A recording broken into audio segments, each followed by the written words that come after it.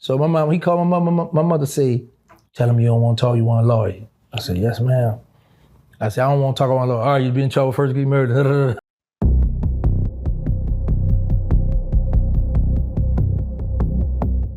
Did you ask for an attorney up front? Did you have an attorney up front?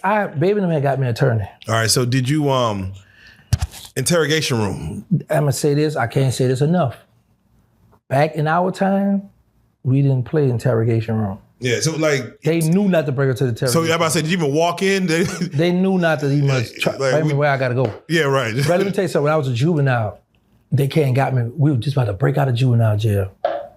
That's another long story, but to cut it short, they brought me to juvenile bureau. They brought me on the third floor. They had the most wanted up there. I never had meatball pitch up there. All adults. They said, you about to make that board. Whatever. So my mother was acting a little strange a month before. So when they got me from juvenile jail for the murder and stuff, when I had broke out, I had a murder, attempt murder, on route, all that. So the man, my mother had the detective under the impression I was going to cooperate or give him a statement. So he sat down, he was at that old typewriter. He said, before I get the statement from you, let me call your mother, because I'm a juvenile. So my mom, he called my mother say, tell him you don't want to talk, you want a lawyer. I said, yes, ma'am. I said, I don't want to talk, I want a lawyer. All right, you be in trouble, first degree murder. So you learned it then? Yeah. I don't want to talk, I want a lawyer. So they brought me straight to the parish jail, put me in a cell by myself. And then the man come in, I'm gonna get you for that attempt murder for such around that club. I said, how you know about that? So I wound up beating the murder, attempt murder, and they dropped the attempt murder down to aggravated battery, and I pled guilty and got probation. So during this last one, they knew not to bring you to the room, but at what point did you know your phone was wiretapped? Was that at trial, at discovery? At what point did you know the wiretap was? So, it's this dude, he got the night one named Ronnie. And he had told me, say, man, you know you could tell him some murders, you could tell him some stuff, brother, to get your time cut. So I was like, yeah. So I don't know about all this old 5K1 stuff. And the dude schooling me in the thing.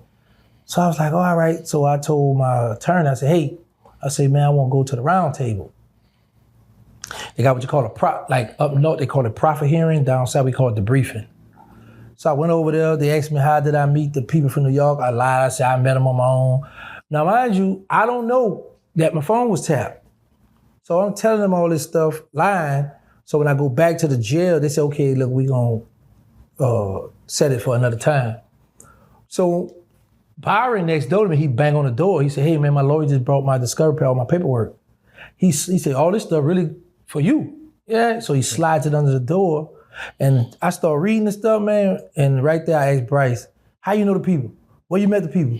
Tell the people I'm on my way. So I'm like, man, these people know I was in that line to them. So I said, man, I done went there looking stupid. But they was patient with me though. So if you go on patient, you will see where I gave them murder from the beginning. But the problem was, the reason why I never got credit for it is because I didn't, how I say this, the dude wore white on my co-defendant in jail. My co-defendant was bragging about other murders that I never brought up. And they felt like, okay, well, you knew about these murders too. Why you didn't tell about this? Because it had something to do with my co-defendant. I'm like, I don't know about that. So they enhanced me and gave me life. Right. So the ones you gave up that was people that was already dead. Oh, yeah. Man, in the beginning, yeah. You try to hurry and get about this situation. So what happened was, this was slowed it up. It was a detective that detected the deal. He had called me over, so we talked. He giving me immunities for these murders. So you got to tell him what happened. You write down the paperwork. He signed off on it. And give me immunity for these bodies. So when he started asking me about my co-defendants and stuff they did, I got uncomfortable with it.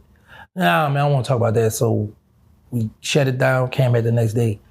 And then when the dude would have recorded on my co-defendant was bragging about murders that I didn't discuss with them. So they felt like, okay, you trying to protect them. I'm like, man, I don't know about that. So I never was indicted for these murders. There was a charge for these murders, right? So they just gave me enhancement, gave me life for 2 murders I was never indicted or charged for. Let me ask you, Terrance, were you prepared mentally to spend your life in jail? Like normally when you do these crimes, you got to be mentally ready to do the time is what they say in the streets. You got to be ready to do the crime, do the time.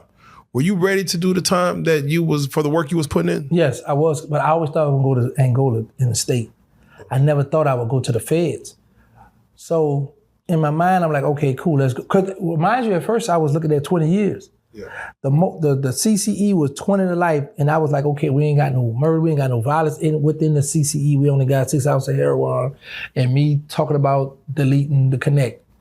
That carried 10 years. So when they enhanced me for 2 murders I was never died in charge for, I ain't had nothing to do with it. They say because we feel like you the boss, you should, man, I don't know nothing about that. So they gave me life for the murders, for the CCE, because they carried the life, and they gave me 20 years for the solicited to commit murder. They enhanced me. Oh, man. Okay, for those who may not know that story as far as what took you, got you locked up, y'all hear it now. I mean, y'all have heard it probably other places, but y'all hear it on Prison Stories 101. When you play it all back, what do you wish you would have done different within that month? Would you wish you never went to New York, never went to your mama's house to go to sleep that day? If you could change something like, I wish I didn't do that, what would you have changed? Joker, let me tell you this, like I've been telling people since I've been home. Right. I don't regret nothing I've done in life, because what I have done in life has helped me become the man I am today. True. I've never raped a woman. Very true. I've never took children's lives. Everybody whose life I took was in the streets with me. So, was it right? No. But I was the judge at the time. On the street, that's what it was. So only thing I would take back is hide my money, them $375,000 I had in that safe. That's it. Yeah, Other than that, man, I had a beautiful life. Where else would you have put that money? I wanted to break, because my grandfather had a house downtown. My mother just won that house too over a few weeks ago. So I wanted to dig a hole in his backyard and drop the safe in there. The house, you would have got out 24 years later, it would still been there? Yeah, because like I just told you, I was paying taxes on the house from prison, right? Oh, okay. So my grandfather died at 102. He was 102 years old. And my mother had the house. But the house was in my grandfather's wife, first husband name. Yeah, this stuff was crazy, right? So all these years, the man, he's deceased. My grandfather paid the house all, but back in the day, them old women was smart. That lady ain't never put my grandfather's name on it because she knew my grandfather had a daughter, 2 daughters actually. So my mother was going to have the house, so she said in her will he could live here till he died, right? So we had to go through all that stuff, and they got a law with if you have a house over 30 years, I forgot what the word is called in Louisiana, but we didn't have it for over 30 years. So the judge granted it, so it's in my mother's name now. But even if the house was sold, you would have went back to dig that money up regardless. Yeah, because ain't nobody knew that. Yeah. You would have been in somebody else's yard. Yeah, I'd have been up in there with that. Look with the little Draco. Y'all hold it down. Wait, they might just let you go back there and dig. He said, I'm going to have to get Draco anyway. Y'all hold it down. Somebody come out here. Yeah, I got to get this money, man. Do you feel you would have, and again, I know you don't regret anything that you did, but not knowing the phone was tapped, do you feel you would have been as loose-lipped with the conversations that you were having if you knew they could tap Primeco phones? Of course not, but let me say this. And I can't thank God enough. And that's why I tell people I believe in God. Because we were talking about murders. We were like loosely, man, yeah, hit him, stood over him. Yeah, oh yeah, he got a hit on him. Okay, like we was like wilding. And when them feds finally got my phone tapped, we was just like on a chill, and the murder's going on. They caught you on the downtime. They caught you on the off season. Yeah, bro, and I thank God for that, because I would have had a death penalty. I don't think I could have told out of that one, Joker. Death penalty? Yeah, no. Man, but I also understand what you're saying, like wiretapping in today's days, like you just have a voice. That you can't even say that's me. That could be someone that sound like me. Man. They need to get the visual. Y'all need to get videotape on, Let me tell you something, the people they're going to get what they call a voice analyst. Oh. And they come and testify, wow. Yeah, this is his voice because we got this one. They play all kind of crack. Listen, yeah. If you say this here, if you call me, like, we could be really talking about pecan candy, plowing candy, right? Joker, I need about 2-3 plowing candy. They're going to say, okay, he talking about 2-3 ounces of cocaine or crack. They got stuff where they decode stuff and come and break stuff down.